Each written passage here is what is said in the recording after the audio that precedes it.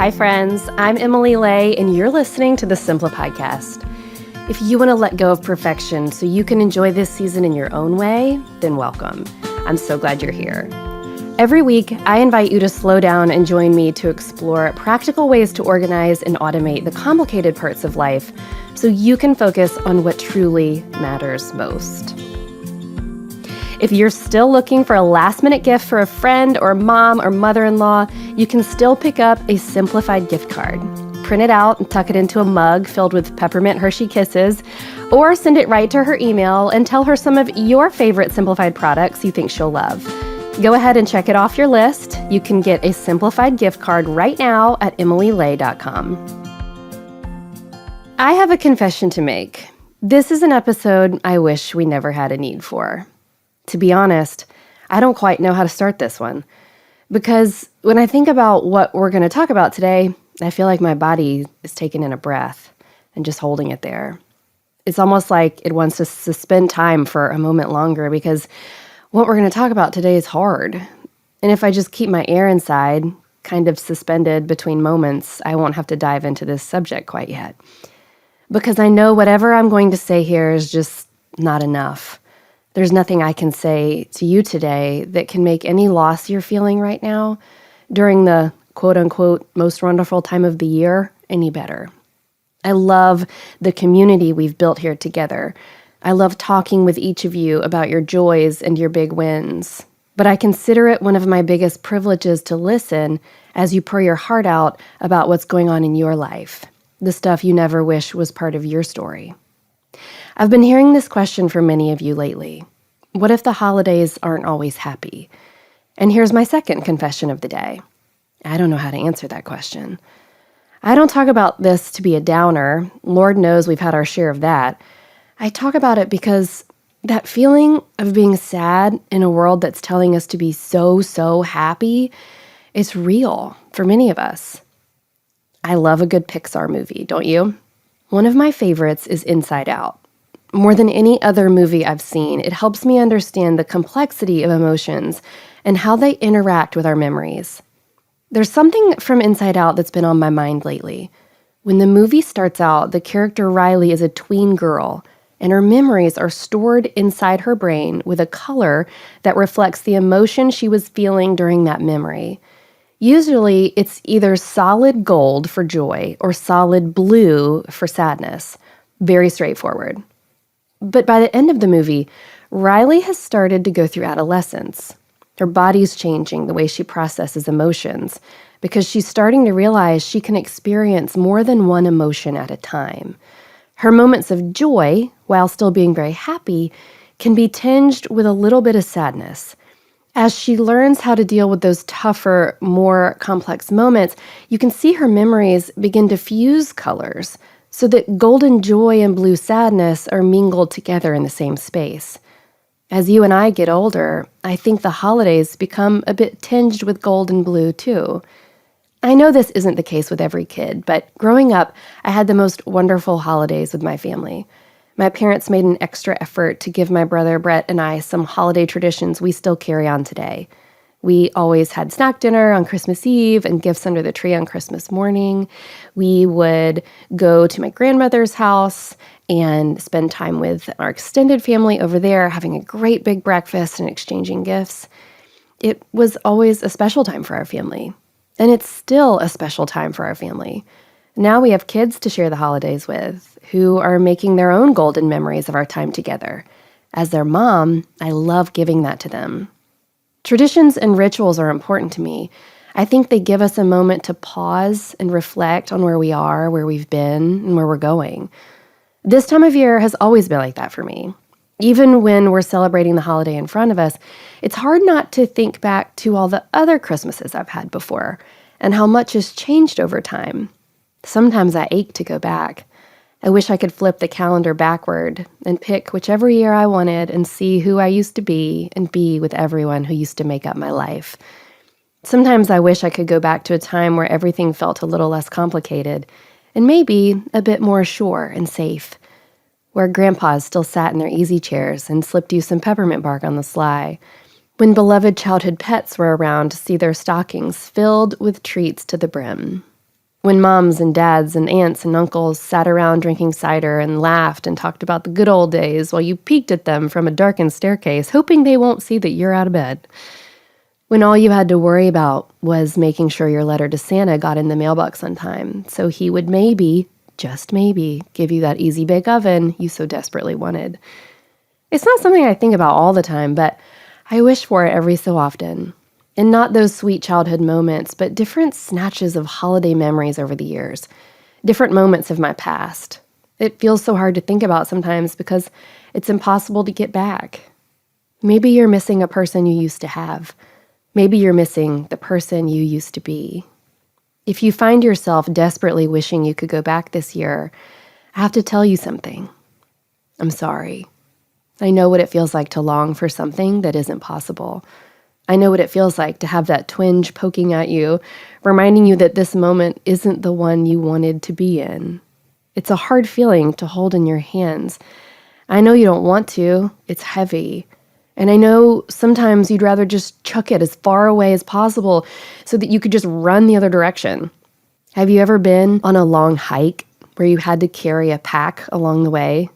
Obviously, depending on what you're carrying, the pack can get pretty heavy. But sometimes, when you shift the contents inside, it can feel as if you've taken a little bit of it out. You haven't exactly lightened your load, you've just changed the way you're carrying it. And it can make all the difference on your journey. Feelings can be like that too. After all, there's a reason why they're called emotional baggage sometimes. I'm not telling you to go all Pollyanna your way through this. I'm not telling you that, everything happens for a reason. That's not helpful. Your emotional baggage might be in different shapes and colors than my own. But even so, I wonder if there's a way we can carry some of this emotion differently. I wonder if there's a way we can be with these moments of profound feeling in a different way. I have some ideas on ways you can shift the load a little bit. And this is something I tell you all the time, but it's very true here. These are just a few offerings for you. They are not prescriptions for getting rid of your feelings, but just some ideas for someone who's walked some of the same roads that you have. Take what's helpful for you and forget the rest. Number 1, swap stories. Through swapping stories with people you shared the moment with, you can revisit what happened and even learn about some of your favorite memories through fresh eyes. Just the other day, my mom and I were talking about my grandmother, my dad's mom, and how she would buy so many Christmas gifts for all of her grandchildren that she would forget them. She would hide them and forget them. And then, 3 or 4 months later in March or April, she would come by with some random gift that she had purchased, a notepad or a pencil, something she had bought especially for me. And she would give it to me. And it was like the Christmas gifts just kept giving because she kept finding them. But if you're missing someone and a special time you shared together, is there someone else who was there that can swap stories with you? Can you ask your mom about your grandma's favorite Christmas memory when she was a little girl? Can you ask your sister about the time your dad was basting the Christmas turkey when a bird flew through the open window and dive-bombed the hot, juicy turkey he just took out of the oven? Are there photos you can look at together of your favorite moments around the tree? Even if it makes you a little teary, sometimes living through those moments and talking about these special people can bring back some wonderful memories, even if the edges are laced with grief. Number 2, go with tradition or don't. This is a hard one. Traditions can feel so comforting, like a liturgy. It might take many forms throughout the years, but the edges of it feel familiar. It's a way to experience the holiday in a container that feels safe and happy and right. If there was a tradition you used to keep, but the same company isn't there, or the location is in a different place, it can feel comforting to keep that tradition going, to signify the holidays are here again and you're still celebrating. But for some, the same tradition that may have brought you comfort may now pierce you with sorrow. And if that's you, I'm sorry. I know that loss is hard. And it's very normal to feel that way. I don't know if you're up for it, but if you're missing the comfort of your old tradition, maybe you take a left turn and do something totally new to mark the holiday. Go on a trip, do a staycation and watch the Godfather trilogy and make Italian food. Or watch all the Harry Potter movies in a row and see how far you can get before you fall asleep. Celebrate tradition, don't celebrate tradition, or even create a new one. It's all up to you. Number 3, turn down invitations if you need to. I know this is difficult, especially if you tend to celebrate with the same people every year, but sometimes you might not feel up for it, and that's okay. You don't have to push through something you're uncomfortable with just to please someone else. You can turn down an invitation kindly. You can say something like, I'm just not celebrating that way this year, or we're keeping our celebrations a little closer to home this year. If you feel like you need more of an explanation, you could get really vulnerable with that person. Tell them how you're feeling right now. And as much as you love and honor them, you're asking for a little space this year. And if that person is as close to you as I think they might be, they may understand. And if they don't, I'm sorry. I know it's not comfortable to deal with someone else's discomfort when you set a boundary. It's not easy. But honoring yourself and your feelings is worth it. Number 4, tell someone how you're feeling. I know you don't want to burn someone out during the most wonderful time of the year, but just because it's a holiday doesn't mean real life and real pain gets put on hold. Life still keeps happening. Hard things keep happening. And it can feel so lonely to think you have to carry your grief by yourself when everyone else is having a good time. The thing is, you don't have to carry it by yourself. You're not supposed to. Talk to your partner or a friend. If you don't want to talk to them, that's okay. If it's in your budget, schedule an appointment with a therapist. If your schedule is hectic, try an online counseling service so you can get help whenever and wherever you need it. I guarantee a therapist will be an empathetic listener and help you sort through what you're feeling. Number 5, take care of yourself. And remember, it's okay to not feel okay. When your big feelings seem overwhelming, it's hard to remember to care for yourself or do kind things for yourself. That grief can feel all-consuming. If that is you right now, I want you to know something. I see you. I may have never walked the same path you're on, but sister, I've walked some roads. Ones where I couldn't see the next step in front of me because the night was as dark as pitch. I don't know what's on your road, but let me say, I am so sorry. I know what it is to grieve and wish for time to roll backward and wonder what my day could have looked like if someone else were in it. When you're in that state of mourning, I know a spa day isn't going to make you feel better. You are excused from this section. But once your eyes begin to dry, I wonder if it might feel good to start doing the things for yourself that used to make you feel good. The small things, the ones that feel trivial sometimes, but buy you space and a little peace. Schedule a night in for yourself.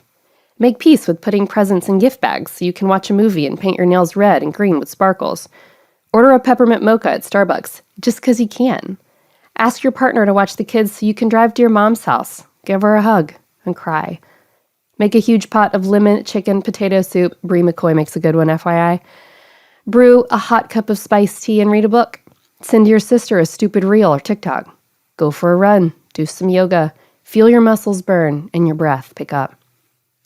I know sometimes it feels trite to say, take care of yourself. Maybe I should say, create space for yourself, because that's really what you're doing. You're creating space for your whole self to exist. Your mind, obviously, which you're well acquainted with, but also your body and soul. Sometimes they get neglected when you're holed up in your grief. Sometimes you need to feed them. Sometimes that looks different depending on the season. Like I said earlier, I wish this episode was completely irrelevant and that you had no use for it. But life is hard and weird and wonderful all at the same time. I know it's hard to deal with it because it hardly ever seems balanced. But I want you to know that it's okay to hold joy and grief together at the same time. In fact, that's completely normal. We're holding them together through the rest of the year, and the holidays are no different. Right now, if I could, I'd give you the most enormous hug. I'd thank you for showing up in this space with me today. It matters, and you matter so much. As we close out this episode, I would like to say a little blessing for you as we leave this time together and get back into our days. I hope you remember it's normal to hold joy and grief together during the holidays. I hope you remember you don't need permission to care for yourself however you need any time of the year. And above all, I hope you know how much you're loved, right in this moment, just as you are. As always, I like to leave a little tip to help you put what we've talked about today into practice. Here is your task for this week. If you're holding a lot of grief this time of year, it can make you feel so alone. But I want you to know that you are far from alone. There's a really great book I recommend by a tremendous writer named Bo Stern. It's called When Holidays Hurt, and she tells her own story of carrying pain through the holidays as she said goodbye to Bo's husband, Steve, as he battled ALS for many years. It is a lovely, moving book. If you're needing a resource like that today, go pick it up from the library. Thank you for listening to the Simplified podcast. Please know that I'm saying a prayer for you today after this episode, that you'd carry this holiday in a way that works for you and your heart. You can find show notes for this episode at emilylay.com/podcast, where you can check out links and resources I mentioned here. And you can shop the Simplified brand of planners and products. Plus, for more simplicity tips, you can find me on Instagram at emilylay and at Simplified. If you're loving this show, then I bet you might like my latest book called Growing Boldly: Dare to Build a Life You Love, which is in stores right now wherever you buy books. Okay, one last thing. I love bringing you this show each week. If you're loving it as much as I do, would you do me a quick favor? Would you hop over to Apple Podcasts or your favorite podcast provider and rate the show? Maybe even leave a review. This is a small thing that helps our show in big ways. It tells your podcast provider to put this show in the hands of more listeners who might enjoy some of the things that we share on this show. Tips and tricks. I really appreciate your help. Until next time, thank you so much for listening. Bye.